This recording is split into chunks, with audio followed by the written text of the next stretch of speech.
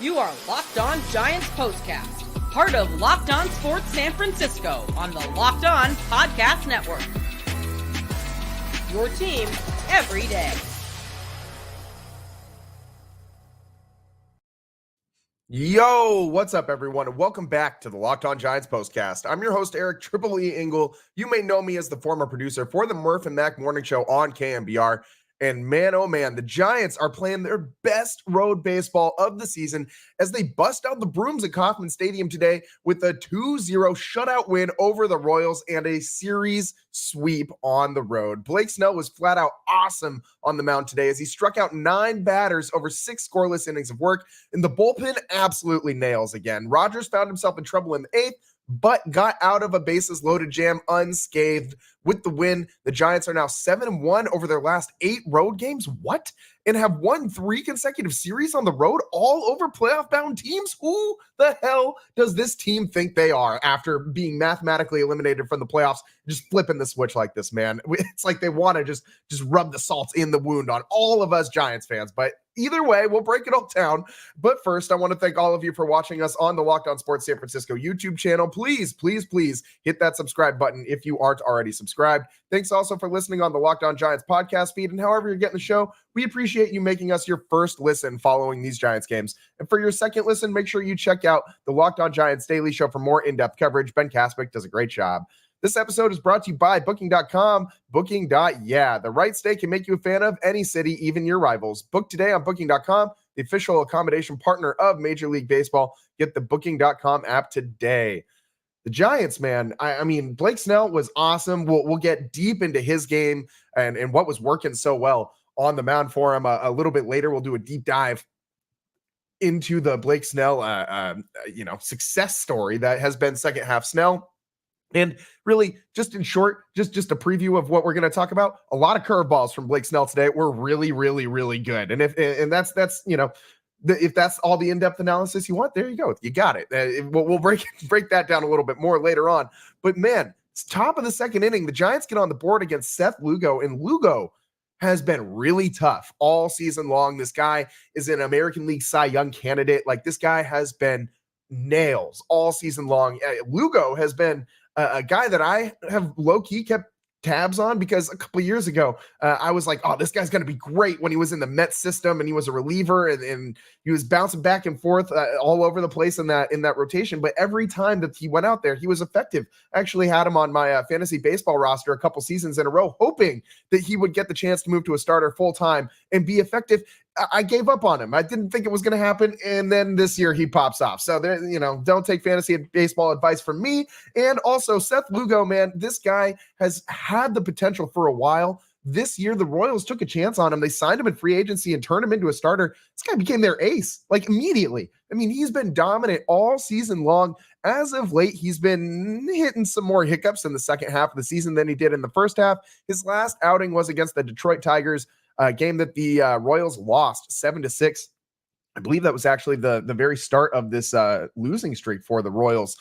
They've now lost like 6 in a row, something like that. So they're spiraling. The Royals are, and with the loss, the Royals are now I think they're like 1 game up on the last wild card slot in the American League East from one game ahead of the team that's directly behind them in the standings, maybe even just a half a game at this point. So the Giants playing spoilers to the Royals. And if you're a Royals fan, you probably really don't like the Giants. Did I just say Niners, man? The Giants playing spoilers to the Royals, and my brain's on the Niners, because where I was going with this was, if you are a Niners fan, this has to feel a little bit, it's not a full revenge game for San Francisco sports fans, but it just feels a little bit better to beat those teams from Kansas City, man. I mean, if you're a Niners Giants fan, you have all sorts of just nightmares of Pat Mahomes beating up on the Niners and in the Super Bowl. And if you're a Royals fan, you probably still have nightmares of Madison Bumgarner beating up the Royals in the World Series. So it goes both ways between San Francisco and Kansas City. But in the top of 2, we're talking Seth Lugo here, man. And Grant McCray really delivered in this inning. After a single by Encarnacion with 1 out, Grant McCray triples to score Encarnacion. And this is a little bit of what I get so hyped about this kid with, is the speed. And I know he needs to cut down the strikeouts. There's no, question about that. This guy, in order to be an everyday player next year, that's the number one thing he needs to improve is not striking out.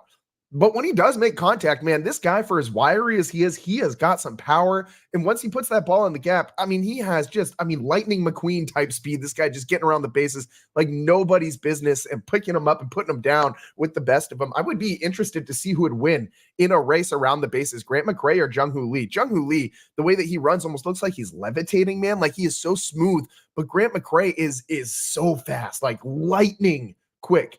Like Jung-Hoo Lee kind of feels like to me like he moves like water, like a flowy like rhythm kind of thing when he's out there running the bases. But McCray is like a burst of lightning, like a blaze of fire that just like spreads so rapidly. It feels more like, I'm not going to say violent, but it definitely feels like McCray is like runs more aggressively when you're watching him run. Like you talk about and to make a football comparison, you talk about guys like Pacheco in Kansas City, who you've heard people say that he runs like he's mad at the grass. Well, I feel like Grant McCray doesn't run quite like that. It's a little more smooth than running like he's mad at the grass.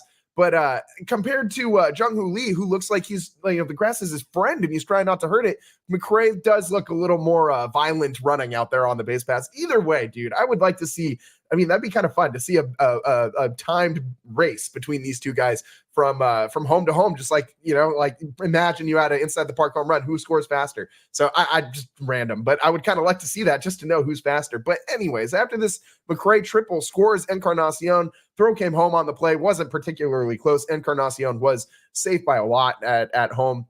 And then Wisely comes up and singles to score Grant McCray, the bottom of the order, doing all of the Giants' work offensively today, because that right there, those 3 hits, total Giants offense. That was every single hit the Giants had today. They also had 1 walk. Matt Chapman drew a walk later on. So, maybe not every single base runner they had in this game, but 3 of the 4 came all in that 1 inning. And hey, the Giants capitalized, man. If you're only going to have 2 at-bats with runners in scoring position, come up with a hit in one of them. And the Giants did just that. And the 2-0 lead was more than enough today for Blake Snell and this bullpen, man. This bullpen, the unsung heroes of this Giants second half. Without this bullpen being as good as it has been, this team would be even worse than it is. With the win, they're 77-79. Don't look now. This Giants team has an outside shot at finishing this season above 500. We talked about this a couple of weeks ago, how impossible I felt like that was going to be for this Giants team to do because of this specific road trip. Going to Baltimore, going to Kansas City, you were just in San Diego. These are all playoff teams. And the Giants have been so bad on the road, like unbelievably bad this year. Like bottom of the National League, not all the way at the bottom, but towards the bottom of the National League in road win percentage. In I think the bottom 10 in all of baseball in road win percentage this year. So they've been bad. That was pre this road trip. So maybe that probably has changed at this point. As I said, they've won 7 of their last 8 games on the road, and it can't be overstated that how good all these teams the Giants are playing that they've beat over this stretch. Now they're going to need to keep that up because this road trip continues. Really long roadie for the Giants to end the season. Of course, doesn't lead up all the way to the end of the season. They play the Cardinals at home the last weekend of September for the finale of the 2024 season and fan appreciation weekend and all that out at Oracle Park. But you go to Arizona now, and Arizona has been playing so good since the All-Star break. One of the best teams in baseball, just like the Padres. And the Giants are going to have their work cut out for them, man. But they're headed to Arizona next, and they are riding high, man. They are on fire. Another 2-0 win, another shutout on this road trip. You just shut out the Orioles. You just shut them out. And now you're going to go back and shut out the Royals. And I know that these 2 teams, people will say these 2 teams are slumping. The Royals are in a spiral, and the Orioles have also been, not hitting, not playing their general brand of baseball. They don't look the same as they did at earlier points in the season when both of these teams were firing on all cylinders. But I don't really care, man. You play who's in front of you. And this Giants team, let me tell you, they have not, the sweep is a big deal. The sweep is a really big deal to me because it shows that, one, this team is playing looser. This team has been playing so tight all season long. You see the errors, you see the bad at-bats with runners in scoring position. And I think that we just now know that this team has been playing tight all season long because now that there's no pressure, now that they're not playing for the playoffs or anything like that, every single one of these guys seems to be getting better on the field. in all situations, defensively, runners in scoring position at bats, all of these things, every single Giant seems to be doing slightly better, with the exception of strikeouts. They had another 8 today. Tyler Fitzgerald, man, strikes out in like half of his at-bats. He had another 2 strikeouts today. 0 for 3 for Fitz in the 8 hole. He's been sliding down that batting lineup again. I looked at his stats. All of September, he has not been a RBI machine like he has been, like he was in the prior months. But this guy's still batting like over 250 in that stretch, and he is striking out about half the time. So there's some bad for sure with Tyler Fitzgerald lately, but it's not all bad. And if this is what a slump for him looks like, I'm okay with that, man. Like if when you're slumping, you're just not hitting home runs and you're still batting like over 250 and all that, that's okay. I just need these strikeout numbers to come down. Also, this, he is a young guy. Let's just hope that this isn't like the new adjustment to Tyler Fitzgerald and that his power is just gone now and that the book's out on him and everyone knows where to avoid throwing the baseball in his hot zones. And hopefully that's not the case. Fitz, an inside of the half of the plate hitter for sure, loves to get his hands around, stay inside the ball on those inside pitches and whip around and pull it down the left field line. We haven't seen him getting many pitches on the inner half of the plate lately. People have been just hammering the outside part of the zone, and it showed again. 0 for 3 for Fitz today, 2 strikeouts. But the rest of the bottom of the order, the 6, 7, and 9 hitters come up with the Giants' only hits and only RBIs of the game, and that was Encarnacion, Grant McCray, and Brett Wisely. So I mean that was a solid thing to see from the Giants, and it felt like this game was pretty much in cruise control until the 8th inning when Tyler Rogers was on the hill, gets himself in trouble, 2 on with 1 out after he hits the first batter, and then gets a pop out for the first out of the inning. He gives up a single, puts the game-tying run on first base. Big moment with Tommy Pham at the dish and just 1 out, and Rogers gets a swinging bunt. Bailey makes the play to get the out at first. Couldn't get the lead runner down at third or throw down to second for the chance of the double play. Only play was at first. Bailey did a good job making sure that they got that 1 out, and then with 2 outs and runners on second and third, you got the tying run on second base now, and you got Bobby Witt Jr. coming up, which this guy is, one of the best players in all of baseball this season.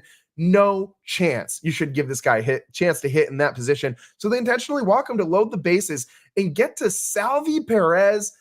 This just felt like a throwback, man. How could you not sit here and watch this? And think back to the World Series, the 2014 World Series. This was a huge moment in this game. I'm not saying it was anywhere near on par with that moment with Salvi in versus Madison Bumgarner in the bottom of the 9th and 2 outs to record the final out of the 2014 World Series. That pop up to Sandoval where he caught and then fell down immediately in foul territory and celebration. But it was still a big moment, man. All he needed to do was dink a single into the outfield and run score. This guy has over 100 RBIs this season. But Rogers does his job and gets a pop out to end the inning after a 5-pitch battle.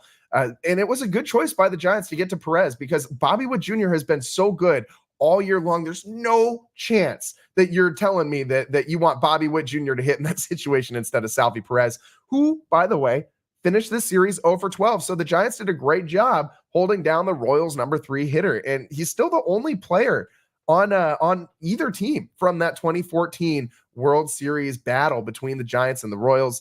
Of course, he was, as I said, the final batter in the bottom of the 9th with Bum on the mound. A moment we all can look back on and smile and just remember and be a little happy, man. And then, of course, Ryan Walker comes in, slams the door shut in the 9th, gets the save, and the Giants, man, playing their best baseball of the season, the 2-0 win over the Royals, busting out the brooms out there at Kauffman Field and Kauffman Stadium, and the Giants playing really, really great right now. Their best road baseball of the season. The road trip continues tomorrow, though, as they head to Arizona. We'll see if the Giants can keep it rolling. On the other side, we're going to take a quick break here. I want to talk about Blake Snell and why he was so damn good on the mound today. That curveball, just snapping it off. We'll get into that on the other side. Just how good was Blake Snell's curveball? We'll get into it. Stick with us on the Locked On Giants postcast. I'm your host, Eric Triple E Engel. We'll be right back.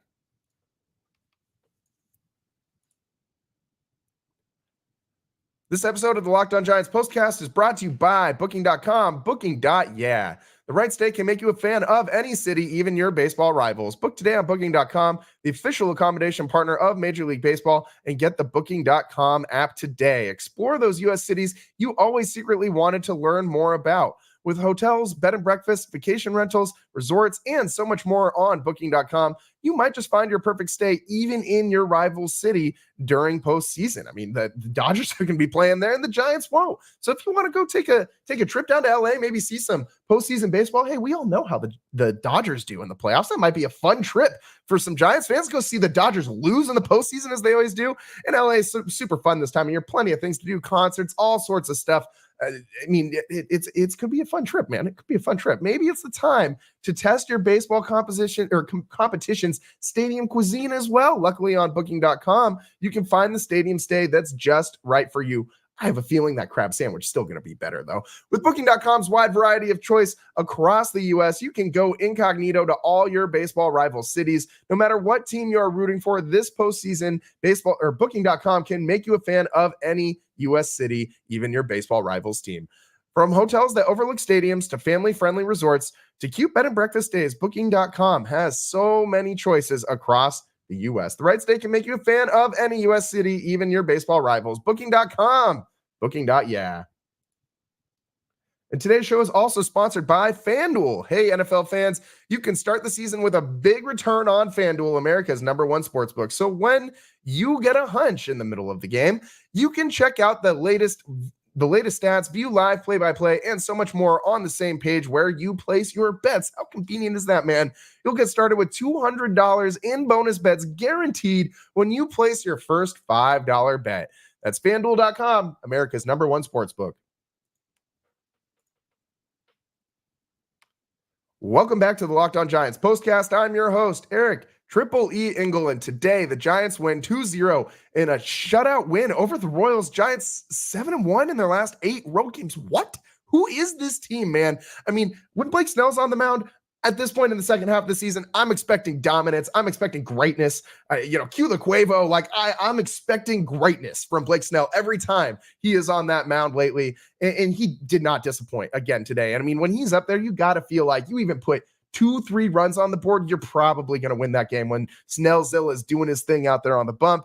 And today he was doing his thing out there on the bump, man. I mean, this guy, so dominant in the second half, the most dominant pitcher in all of baseball in the second half of the season. And I don't think it's particularly close.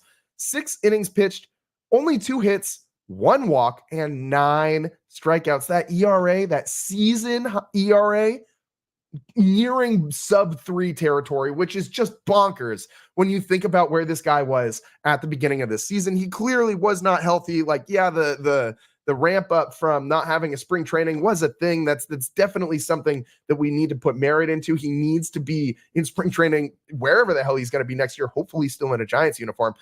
But for Blake Snell's sake, he just needs to show up to spring training. And if his agent tells him again not to do that and to hold out for more money, he needs to tell him to kick rocks. He needs to actually show up because he'll make more money if he's actually able to pitch. No one can pitch a whole season like this, I don't think, at this day and age. But maybe he can pitch like half of the first half like this, and then this entire second half like this. This guy would be a shoe-in for the Cy Young. Actually, maybe not this year. If he had done that this season, Chris Sale, man, has been so unbelievably dominant. Could win the pitcher's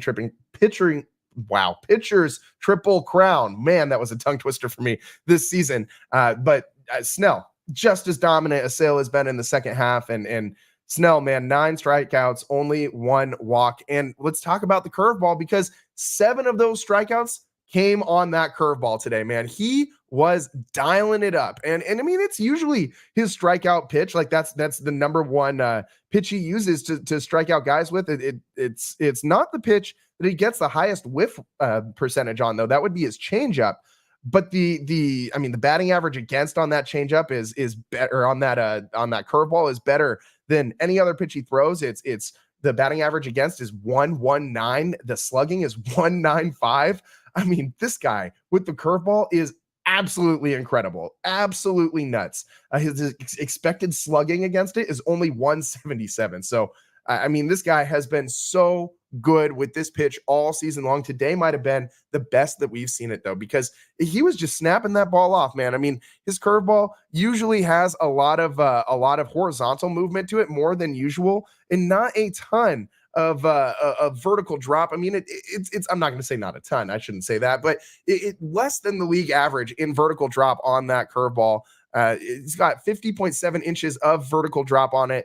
And that's about 1.4 inches below the major league average. But today, man, that pitch was moving. And I mean, he up there today, his whiff rate with that curveball, 75%. He threw it, he got 12 swings on it. He threw it 25 times, generated 12 swings, 9 misses, man. Like, that is an unhittable pitch. You know it's coming, and you still can't do anything with it anyways. And even when hitters did hit that ball in play, there was only one, and it was a 77.7 mile an hour ball off the bat. So, I mean, I don't know what you do with that pitch. It has been so good in the way he tunnels it with everything else in his arsenal. Like, you're just guessing on that fastball or that curveball. And if you're guessing curveball, you're guessing wrong. And Blake Snell has been so good with that fastball lately that you gotta sit fastball and adjust curve. You have to. There's no other solution, because you can't adjust. You can't be looking curveball and adjust for the fastball because it's too good. You can't hit that thing with an emergency swing. So Blake Snell's fastball becoming as dominant as it has been in the second half of the season has just made that curveball even better, if that was possible, which is completely bonkers to me. This guy has been so good on the mound, just slicing and dicing everybody who comes into that box.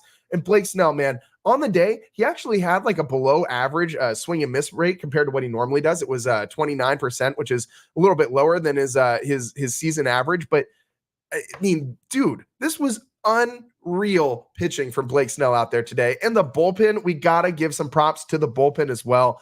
I mean, you come in and you have another 3 shutdown innings at the end of the game, Jelly, Rogers, and Ryan Walker. And between the 3 of them, they only give up 1 hit. Tyler Rogers gave up an intentional walk and also hit a guy. So he did give up 3 base runners. But Sean Jelly came in, 3 strikeouts, no hits, no walks. Ryan Walker came in, no hits, no walks, and a strikeout and a save. This team in the bullpen, I mean, this is a playoff caliber bullpen. I would even go as far to say this is a National League Championship caliber bullpen. Who knows? Maybe a World Series caliber bullpen, but this group has grown immensely for the San Francisco Giants this season. And this is in spite of having your closer completely fall apart. Like, your all-star closer just fell off the face of the planet this year. And the Giants still have one of the best bullpens in all of baseball at this point in the season. That is remarkable.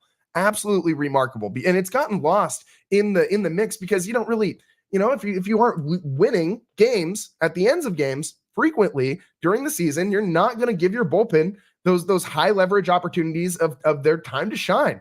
You're going to have, games like this where, you're out of the playoffs and it's a nice day for the bullpen, but it's not going to get very much recognition because, if I'm being frank, this win doesn't mean a whole lot for anyone outside of the Giants organization. I'm sure within the Giants organization, this means a lot to them, but this isn't going to get like pundits talking. This isn't going to get anybody on MLB Network. Like, no one's going to be talking Eric Miller tonight on SportsCenter. No one's going to be talking Sean Jelly and his 3 strikeouts. His striking out the side. No one's going to be talking Ryan Walker and his remarkable season where he's now picked up his 9th save, or Tyler Rogers where he's damn near leading the league in innings pitched and has his 32nd hold of the year. That's nuts.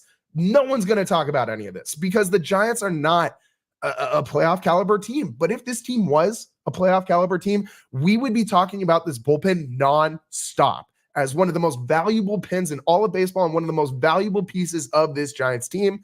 They deserve all the credit that you can give them for this road trip and a lot of their success that they've had in the second half of the season. I attribute almost not entirely to this bullpen, but a whole hell of a lot of it goes to those guys in the pen because they've been dominant, absolutely dominant.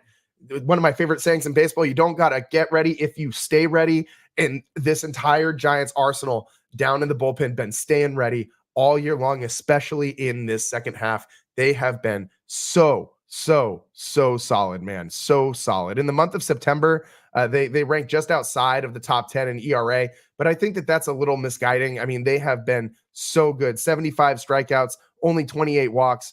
The batting average against is only 220, 4 for 4 in save opportunities. That's just in the month of September. This bullpen has been really, really, really good. I mean, the month of June was a rough month for them. That was also, if you remember how this Giant season went, the bullpen wasn't really a bullpen during the month of June. It was Logan Webb and then 4 bullpen games and then Logan Webb again is what it felt like at that point in time. So this bullpen bounced back remarkably from being used and abused through the middle part of the season through an extensive stretch of injuries for the Giants. And they really kept this team afloat during that time as much as they could. And to be able to still have gas in the tank to be doing this at the end of the season really impresses me. We got to take a quick break here on the Locked On Giants postcast. On the other side, a couple more notes from today's game. We'll put a bow on it. And I just want to go over some of these shutout things not the shutouts, the series sweeps for the Giants. This was a big deal, man. This series sweep, the Giants have been so bad at finishing off these series sweeps this season. This marks a really significant thing for this Giant season. It shows that this team is trending in the right direction, that they're not playing as tight as they were in the season. We talked about that earlier in the show. This win today showed me that this Giants team is finally playing loose and just playing baseball, man, just going out there and playing the damn game. So let's talk about that on the other side. How big of a win was this for the Giants in securing the sweep? How big of a deal was it to sweep the Kansas City Royals in the context of the rest of the season and what the Giants have been able to do in similar situations? Let's talk about it on the other side of the Locked On Giants postcast. I'm your host, Eric Triple E Engel. We'll be right back. Today's show is sponsored by PrizePicks. PrizePicks is America's #1 daily fantasy sports app with over 5 million active members. PrizePicks is the easiest and most exciting way to play daily fantasy sports, and unlike other apps, on PrizePicks, it's just you against the numbers, baby. All you do is pick more or less on 2 to 6 player stat projections and watch those winnings roll in. You can now win up to 100 times your money on PrizePicks with as little as 4 correct picks. You can turn $10 into $1,000. Sign up today and get $50 instantly when you play just $5. You don't even need to win to receive that $50 bonus. It's guaranteed. PrizePicks invented the flex play, which means you can still cash out if your lineup isn't perfect. You can double your money even if one of your picks doesn't hit. So download the PrizePicks app today and use code LOCKEDONMLB and get $50 instantly when you play just $5. That's code LOCKEDONMLB on PrizePicks to get $50 instantly when you play $5. You don't even need to win to receive the $50 bonus. It's guaranteed. PrizePicks, run your game.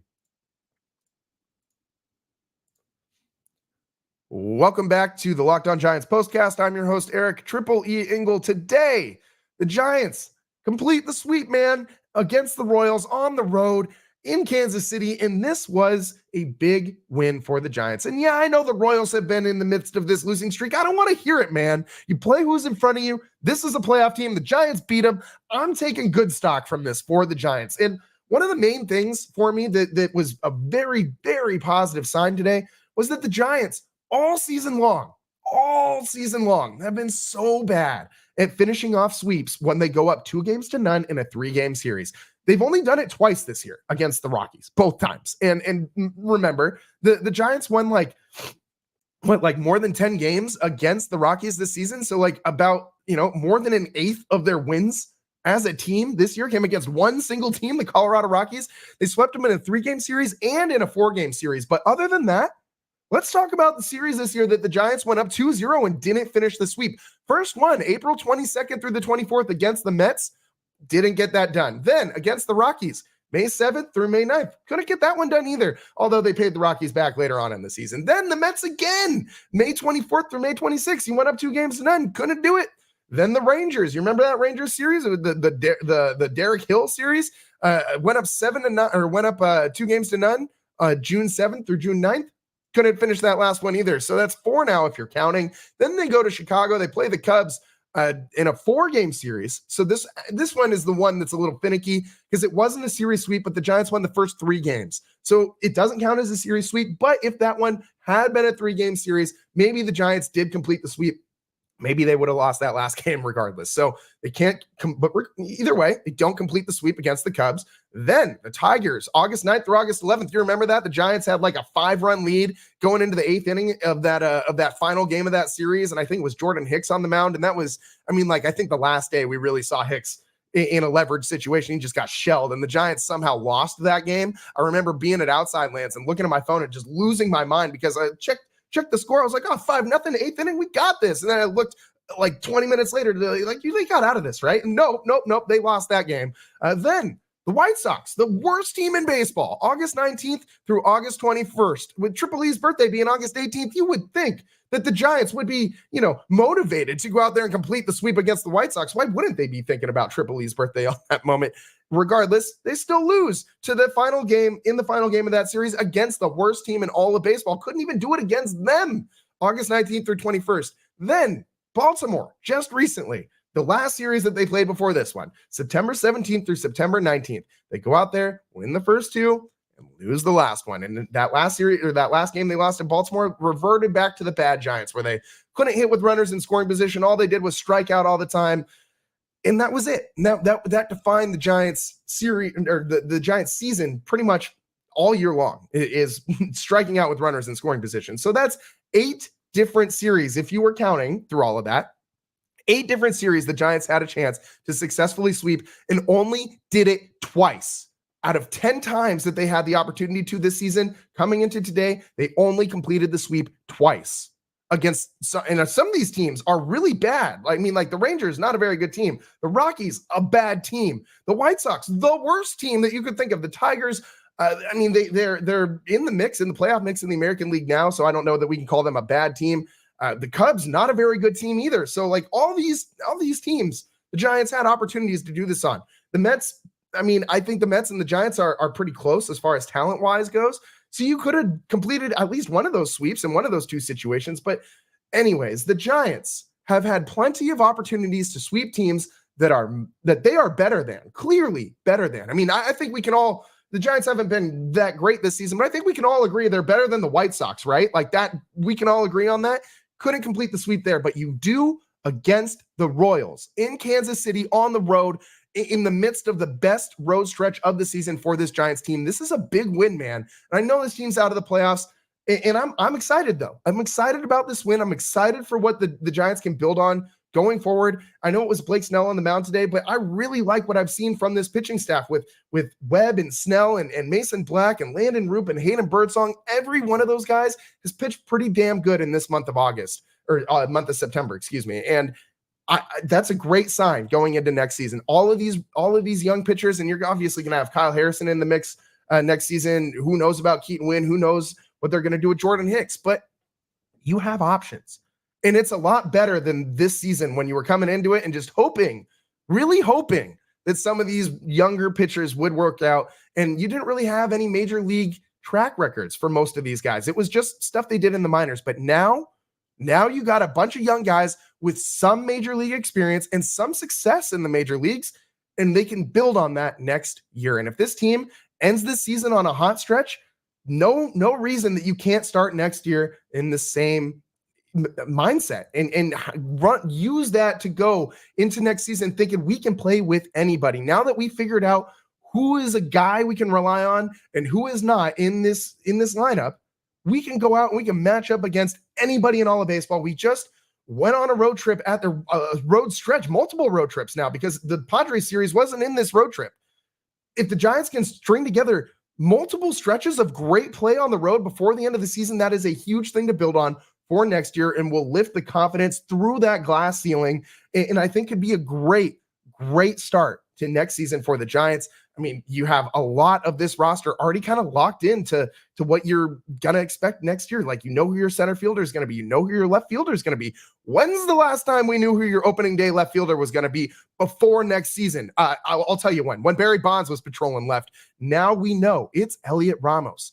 We know Matt Chapman is the third baseman. We know Pat Bailey is the catcher. We know Logan Webb and almost all of these arms in the Giants starting rotation are going to be back. We know a lot about this bullpen.